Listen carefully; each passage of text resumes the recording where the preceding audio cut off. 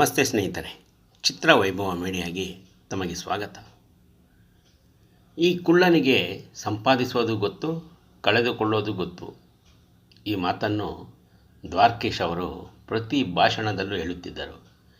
ಹೀಗೆ ಹೇಳುವ ಹೊತ್ತಿಗೆ ಅವರು ಒಂದು ಗಳಿಸಿರುತ್ತಿದ್ದರು, ಇಲ್ಲವೇ ಕಳೆದುಕೊಂಡಿರುತ್ತಿದ್ದರು.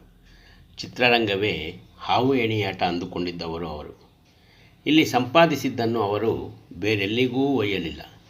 ಗಾಂಧಿನಗರದ ದುಡ್ಡನ್ನು ಗಾಂಧಿನಗರಕ್ಕೇ ಚೆಲ್ಲಿದರು. ಸಾಹಸ, ದಿಟ್ಟತನ, ಹಠಮಾರಿತನ, ಪ್ರತಿಭೆ ಇವೆಲ್ಲದರ ಸಂಗಮದಂತೆ ಇದ್ದವರು ದ್ವಾರಕೀಶ್. ಅವರು ತನ್ನನ್ನು ಕರ್ನಾಟಕದ ಕುಳ್ಳ ಅಂತಲೇ ಕರೆದುಕೊಳ್ಳುತ್ತಿದ್ದರು. ಆದರೆ ಎಲ್ಲರಿಗಿಂತ ಎತ್ತರಕ್ಕೆ ಬೆಳೆದು ನಿಂತರು. ಮಹಾನ್ ನಟರ ಚಿತ್ರಗಳನ್ನು ನಿರ್ಮಿಸಿದರು, ನಿರ್ದೇಶಿಸಿದರು. ಕನ್ನಡ ಚಿತ್ರರಂಗದ ಸಾಧ್ಯತೆಗಳನ್ನು ತೋರಿಸಿದರು. ನನಗೆ ಗೆಲ್ಲುವ ಆಸೆ ಇಲ್ಲ, ಸಾಧಿಸುವ ಆಸೆ ಮಾತ್ರ ಇದೆ. ನಾನಿರುವುದೇ ಸಾಧಿಸಿ ತೋರಿಸುವುದಕ್ಕೆ. ನೀವು ಆಗೋದಿಲ್ಲ ಅಂತ ಹೇಳಿದ್ದನ್ನು ನಾನು ಆಗುತ್ತದೆ ಅಂತ ಮಾಡಿ ತೋರಿಸುತ್ತೇನೆ ಎನ್ನುತ್ತಿದ್ದ ದ್ವಾರಕೀಶ್ ಯಾರ ಮಾತನ್ನು ಕೇಳುತ್ತಿರಲಿಲ್ಲ. ತನ್ನ ಮನಸ್ಸು ಹೇಳಿದ್ದನ್ನು ಮಾಡದೆ ಬಿಡುತ್ತಿರಲಿಲ್ಲ. ದ್ವಾರಕೀಶ್ ಬರಿಯ ಹೆಸರಲ್ಲ, ಒಂದು ಸಂಸ್ಥೆ ಎನ್ನುವುದನ್ನು ಅವರು ತೋರಿಸಿಕೊಟ್ಟರು. ಒಬ್ಬ ಹಾಸ್ಯ ನಟ 50 ಚಿತ್ರಗಳನ್ನು ನಿರ್ಮಾಣ ಮಾಡಿದ ಉದಾಹರಣೆಯೇ ಇರಲಿಲ್ಲ. ಅವರ ನಿರ್ದೇಶನದ ಚಿತ್ರಗಳು ಕೂಡ ದೊಡ್ಡ ದೊಡ್ಡ ಯಶಸ್ಸು ಕಂಡಿದ್ದವು. ಆಫ್ರಿಕಾದಲ್ಲಿ ಶೀಲಾ ಸೋತರೆ ಆಪ್ತಮಿತ್ರ ಗೆಲ್ಲುತ್ತಿತ್ತು. ದ್ವಾರಕೀಶ್ ನಿರ್ಮಿಸಿದ ಚಿತ್ರಗಳಲ್ಲಿ ಹೆಚ್ಚಿನವು ರಿಮೇಕ್ಗಳೇ ಆಗಿದ್ದಾವೆ. ನಟರು ಮುನಿಸಿಕೊಂಡು ಹೋದಾಗಲೆಲ್ಲ ದ್ವಾರಕೀಶ್ ತಾನೇ ಹೀರೋ ಆಗುತ್ತಿದ್ದರು. ಪೆದ್ದ ಗೆದ್ದ, ಅದೃಷ್ಟವಂತ, ಕುಳ್ಳ ಕುಳ್ಳಿ, ಪ್ರಚಂಡ ಕುಳ್ಳ, ಪೊಲೀಸ್ ಪಾಪಣ್ಣ, ಮಂಕುತಿಮ್ಮ ಹೀಗೆ ದ್ವಾರಕೀಶ್ ನಾಯಕ ನಟರಾಗಿ ಗೆದ್ದ ಸಿನಿಮಾಗಳ ಪಟ್ಟಿಯು ದೊಡ್ಡದಿದೆ. ಅವರು ನಿರ್ಮಾಣ ಮಾಡಿದ ನ್ಯಾಯ ಎಲ್ಲಿದೆ ಚಿತ್ರ ಆ ಕಾಲದ ಅತ್ಯಂತ ಯಶಸ್ವಿ ಚಿತ್ರ ಎಂದು ಕರೆಸಿಕೊಂಡಿತ್ತು. ಸಾಹಸ ಸಿಂಹ ಡಾಕ್ಟರ್ ವಿಷ್ಣುವರ್ಧನ್ ಹಾಗೂ ದ್ವಾರಕೀಶ್ ಅವರ ಸ್ನೇಹ ಸಂಬಂಧ ಹೇಗೆ ಜನಪ್ರಿಯವೋ ಅದೇ ರೀತಿ ಅವರಿಬ್ಬರ ಜಗಳಗಳು ಕೂಡ ಸುಪ್ರಸಿದ್ಧವಾಗಿದ್ದವು. ವಿಷ್ಣುವರ್ಧನ್ ಅವರ ಜೊತೆ ಮುನಿಸಿಕೊಂಡು ಅವರು ಹಲವಾರು ವರ್ಷ ಬೇರೆ ಹೊಸಬರ ಜೊತೆ ಸಿನಿಮಾ ಮಾಡಿದರು. ಕಳ್ಳ ಕುಳ್ಳ ಚಿತ್ರದ ನೆನಪಲ್ಲಿ ಹೊಸ ಕಳ್ಳ ಹಳೆ ಕುಳ್ಳ ಅನ್ನುವ ಚಿತ್ರ ನಿರ್ಮಿಸಿದರು. ಕೊನೆಗೆ ಒಂದಾದಾಗ ಕಾಲ ಮತ್ತೊಮ್ಮೆ ನಮಗಾಗಿ ಬಂತು ಎಂದು ಆಡಿದರು. ಹೀಗೆ ಅವರ ಪ್ರೀತಿ ಜಗಳಗಳೆಲ್ಲವೂ ಸಿನಿಮಾಗಳಲ್ಲೂ ಒಂದಲ್ಲ ಒಂದು ರೂಪದಲ್ಲಿ ಪ್ರತ್ಯಕ್ಷವಾಗುತ್ತಿದ್ದವು. ಡಾಕ್ಟರ್ ರಾಜ್ಕುಮಾರ್ ಅವರ ಕಟ್ಟಾಭಿಮಾನಿಯಾಗಿದ್ದ ದ್ವಾರಕೀಶ್ ತಮ್ಮ ಆರಂಭದ ಚಿತ್ರಗಳಲ್ಲಿ ರಾಜ್ಕುಮಾರ್ ಫೋಟೋ, ಸಂಭಾಷಣೆ ಕೂಡ ಬಳಸುತ್ತಿದ್ದರು. ಚಿತ್ರರಂಗದ ಬಹುತೇಕ ನಟರ ಜೊತೆ ಏಕವಚನದಲ್ಲಿ ಮಾತನಾಡುವ ಸಲಿಗೆ ಹೊಂದಿದ್ದರು. ಪತ್ರಕರ್ತರ ಜೊತೆಗೂ ಸೌಹಾರ್ದ ಸಂಬಂಧ ಇಟ್ಟುಕೊಂಡಿದ್ದ ದ್ವಾರಕೀಶ್ ಚಿತ್ರರಂಗದ ರಹಸ್ಯಗಳನ್ನು ಕೂಡ ಆಗಾಗ ಹೇಳುತ್ತಿದ್ದರು. ಆಯುಷ್ಮಾನ್ ಭವ ಅವರ ನಿರ್ಮಾಣದ ಕೊನೆಯ ಚಿತ್ರ. ಅದು ಆಪ್ತಮಿತ್ರದಂತೆ ಬಹಳ ದೊಡ್ಡ ಗೆಲುವು ಕಾಣುತ್ತದೆ ಅಂತಲೇ ಅವರು ನಂಬಿದ್ದರು. ಆ ಚಿತ್ರ ಸೋತಾಗ ಬಹಳ ಖಿನ್ನರಾಗಿದ್ದರು. ನಿಜಕ್ಕೂ ಸೋತು ಹೋಗಿದ್ದರು. ಚಿತ್ರರಂಗ ಮೊದಲಿನ ಹಾಗಿಲ್ಲ, ಇನ್ನು ನನ್ನ ಅಗತ್ಯ ಈ ಚಿತ್ರರಂಗಕ್ಕೆ ಇಲ್ಲ ಅಂದಿದ್ದರು. ದ್ವಾರಕೀಶ್ ಚಿತ್ರರಂಗಕ್ಕೆ ಬರುವ ಹೊತ್ತಿಗೆ ಹೇಗಿದ್ದರೋ ಹೊರಟು ಹೋಗುವಾಗಲೂ ಹಾಗೆಯೇ ಇದ್ದರು.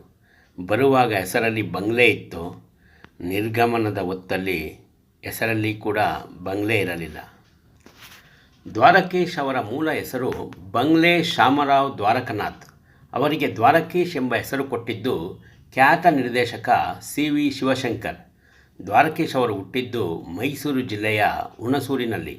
ಜನ್ಮ ದಿನಾಂಕ 1942 ಆಗಸ್ಟ್ 19. ಶಾಮರಾವ್ ಮತ್ತು ಜಯಮ್ಮ ದಂಪತಿಯ ಸುಪುತ್ರರಾದ ಇವರು ಮೆಕ್ಯಾನಿಕಲ್ ಇಂಜಿನಿಯರಿಂಗ್ ಡಿಪ್ಲೊಮಾ ಪದವಿ ಪಡೆದರು. ನಂತರ ಸಹೋದರನ ಜೊತೆ ಸೇರಿಕೊಂಡು ಮೈಸೂರಿನ ಗಾಂಧಿ ಚೌಕದಲ್ಲಿ ಭಾರತ್ ಆಟೋ ಸ್ಪೇರ್ಸ್ ಎಂಬ ಮಳಿಗೆ ಆರಂಭಿಸಿದರು. ಸ್ವಲ್ಪ ಕಾಲ ಉದ್ಯಮ ಮುನ್ನಡೆಸಿದ ಅವರನ್ನು ಸಿನಿಮಾ ಎಷ್ಟು ತೀವ್ರವಾಗಿ ಸೆಳೆಯಿತು ಎಂದರೆ 1963ರಲ್ಲಿ ಅವರು ಉದ್ಯಮ ಬಿಟ್ಟು ಚಿತ್ರರಂಗಕ್ಕೆ ಪಾದಾರ್ಪಣೆ ಮಾಡಿದರು. ಅವರ ನಟನೆಯ ಮೊದಲ ಸಿನಿಮಾ ಹುಣಸೂರು ಕೃಷ್ಣಮೂರ್ತಿ ನಿರ್ದೇಶನದ ವೀರಸಂಕಲ್ಪ. ನಂತರ ಅವರು ಮದುವೆ ಮಾಡಿ ನೋಡು, ಸತ್ಯ ಹರಿಶ್ಚಂದ್ರ ಚಿತ್ರಗಳಲ್ಲಿಯೂ ನಟಿಸಿದರು. 1966ರಲ್ಲಿ ದ್ವಾರಕೀಶ್ ಇನ್ನಿಬ್ಬರು ನಿರ್ಮಾಪಕರ ಜೊತೆ ಸೇರಿಕೊಂಡು ಮಮತೆಯ ಬಂಧನ ಸಿನಿಮಾ ನಿರ್ಮಿಸಿದರು. ಚಿತ್ರರಂಗದಲ್ಲಿ ಸಾಧನೆಯ ಮೊದಲ ಹಂತವಾಗಿ 1969ರಲ್ಲಿ ಅವರು ನಿರ್ಮಿಸಿದ ಚೊಚ್ಚಲ cinema mayor Muthanna. Doctor Rajkumar Bharathi ಅಭಿನಯದ ಆ ಸಿನಿಮಾ ಸೂಪರ್ ಹಿಟ್ ಆಯಿತು.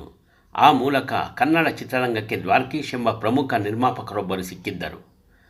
ಅವರ ದ್ವಾರಕೀಶ್ ಚಿತ್ರ ಎಂಬ ನಿರ್ಮಾಣ ಸಂಸ್ಥೆ ಕನ್ನಡಿಗರಿಗೆ ಅತ್ಯುತ್ತಮ ಸಿನಿಮಾಗಳನ್ನು ನೀಡಿತು. 1985ರಲ್ಲಿ ದ್ವಾರಕೀಶ್ ನಿರ್ದೇಶನವನ್ನೂ ಒಂದು ಕೈ ನೋಡೋಣ ಎಂದು ನಿರ್ದೇಶಿಸಿದ ಸಿನಿಮಾ ನೀ ಬರೆದ ಕಾದಂಬರಿ. ಸಾಹಸ ಸಿಂಹ ಡಾಕ್ಟರ್ ವಿಷ್ಣುವರ್ಧನ್ ಅಭಿನಯದ ನೀ ಬರೆದ ಕಾದಂಬರಿ ಯಶಸ್ವಿಯಾಯಿತು. ನಟನೆ, ನಿರ್ಮಾಣ, ನಿರ್ದೇಶನ ಹೀಗೆ ಎಲ್ಲದರಲ್ಲೂ ಯಶಸ್ಸು ಕಂಡ ಅಪರೂಪದ ಸಾಧಕ ದ್ವಾರಕೀಶ್. ಅವರ ನಿರ್ಮಾಣದ ಸಿನಿಮಾಗಳ ಸಂಖ್ಯೆ 50, ನಿರ್ದೇಶನ ಮಾಡಿದ ಸಿನಿಮಾಗಳ ಸಂಖ್ಯೆ 20. ಡಾನ್ಸ್ ರಾಜ ಡಾನ್ಸ್, ರಾಯರು ಬಂದರು ಮಾವನ ಮನೆಗೆ, ಶ್ರುತಿ ಮುಂತಾದ ಯಶಸ್ವಿ ಸಿನಿಮಾಗಳು ಅವರ ನಿರ್ದೇಶನದ ಸಿನಿಮಾಗಳು. ಸಾಹಸ ಸಿಂಹ ಡಾಕ್ಟರ್ ವಿಷ್ಣುವರ್ಧನ್ ಹಾಗೂ ದ್ವಾರಕೀಶ್ ಅವರು ಆಪ್ತ ಸ್ನೇಹಿತರು. ಈ ಜೋಡಿಯ ಸಿನಿಮಾಗಳು ಕನ್ನಡಿಗರ ಮನಸೂರೆಗೊಂಡಿದ್ದಾವೆ. ಇದ್ದಕ್ಕಿದ್ದಂತೆ ಅವರಿಬ್ಬರಲ್ಲಿ ಮನಸ್ತಾಪ ಮೂಡಿ ಹಲವು ವರ್ಷಗಳ ಕಾಲ ಅವರಿಬ್ಬರು ಸಿನಿಮಾ ಮಾಡಲಿಲ್ಲ ಮತ್ತು ಮಾತೂ ಆಡಲಿಲ್ಲ.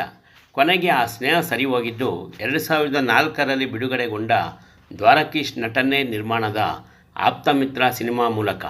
ಆ ಸಿನಿಮಾ ಎಂಥ ಭರ್ಜರಿ ಯಶಸ್ಸು ಕಂಡಿತೆಂದರೆ ಬೆಂಗಳೂರಿನ ಸಂತೋಷ್ ಮತ್ತು ಮೈಸೂರಿನ ರಣಜಿತ್ ಚಿತ್ರಮಂದಿರಗಳಲ್ಲಿ ಬರೋಬ್ಬರಿ 1 ವರ್ಷಗಳ ಕಾಲ ಮುನ್ನಡೆಯಿತು. ದ್ವಾರಕೀಶ್ ವಿದೇಶದಲ್ಲಿ ತಮ್ಮ ಸಿನಿಮಾ ಚಿತ್ರೀಕರಣ ಮಾಡಿದರು. ಹಿಂದಿಯ ಖ್ಯಾತ ಗಾಯಕ ಕಿಶೋರ್ ಕುಮಾರ್ ಅವರನ್ನು ಕನ್ನಡಕ್ಕೆ ಕರೆತಂದು ಆಡು ಆಟ ಆಡು ಹಾಡು ಆಡಿಸಿದರು. ಅದೆಷ್ಟೋ ಹೊಸ ಮುಖಗಳಿಗೆ ನಟನೆಯ ಅವಕಾಶ ಕೊಟ್ಟರು. ಅನೇಕರನ್ನು ನಿರ್ದೇಶಕರನ್ನಾಗಿ ಮಾಡಿದರು. ಎಷ್ಟೋ ಸಿನಿಮಾಗಳಲ್ಲಿ ಗೆದ್ದರು, ಅದೆಷ್ಟೋ ಸಿನಿಮಾಗಳಲ್ಲಿ ಬಿದ್ದರು. ಆದರೆ ದ್ವಾರಕೀಶ್ ಎಂದೂ ಸೋಲೊಪ್ಪಲಿಲ್ಲ. ದುಡ್ಡಿದ್ದರೂ ದುಡ್ಡಿಲ್ಲದಿದ್ದರೂ ಸಿನಿಮಾಗಳನ್ನು ಮಾಡಿ ತೋರಿಸಿದರು. ಸಿನಿಮಾಕ್ಕಾಗಿಯೇ ತಮ್ಮನ್ನು ಮುಡಿಪಾಗಿ ಇಟ್ಟಿದ್ದರು. ಅವರು ಚಿತ್ರರಂಗಕ್ಕೆ ನೀಡಿದ ಕೊಡುಗೆಗಾಗಿ ರಾಜ್ಯ ಸರ್ಕಾರ 2007ರಲ್ಲಿ ಜೀವಮಾನ ಪ್ರಶಸ್ತಿ ನೀಡಿ ಗೌರವಿಸಿತ್ತು. ಜೊತೆಗೆ ಅವರು NTR ಪ್ರಶಸ್ತಿಯನ್ನೂ ಪಡೆದುಕೊಂಡಿದ್ದರು. ಇಂಥ ವರ್ಣರಂಜಿತ ವ್ಯಕ್ತಿತ್ವದ ಪ್ರಚಂಡ ಕುಳ್ಳ ಇಂದು ನಮ್ಮನ್ನೆಲ್ಲ ಭೌತಿಕವಾಗಿ ಅಗಲಿ ಚಿರನಿದ್ರೆಗೆ ಜಾರಿದ್ದಾರೆ.